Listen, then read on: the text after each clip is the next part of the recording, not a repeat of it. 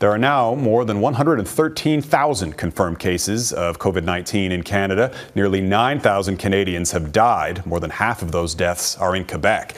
And it has now been 6 months since Canada identified its first case of COVID-19. But as Mike Drolet explains, health experts are still debating the deadliness of the disease. Here are the latest numbers. The numbers have been adding up for months. Cases, tests, deaths. A puzzle of information epidemiologists have used to determine how deadly COVID-19 would be, even if we didn't have all the pieces. We won't know the true fatality of this disease until it's all said and done. Part of the problem is the numbers can be misleading. How is it that Belgium has the highest number of deaths per million in the world, almost 4 times that of Canada, while India, which has the third most cases, has so few deaths? It comes down to reporting.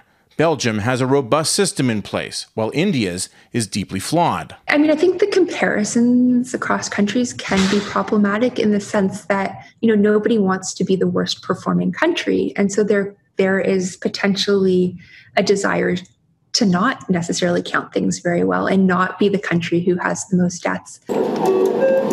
That reality has led to the raw numbers being interpreted in very different and politically motivated ways. It's a false narrative to take comfort in a lower rate of death. So epidemiologists like to point to the most accurate tool they have, the IFR, or infection fatality rate, which also considers asymptomatic cases.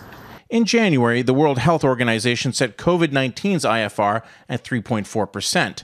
A century ago, the Spanish flu was 2%.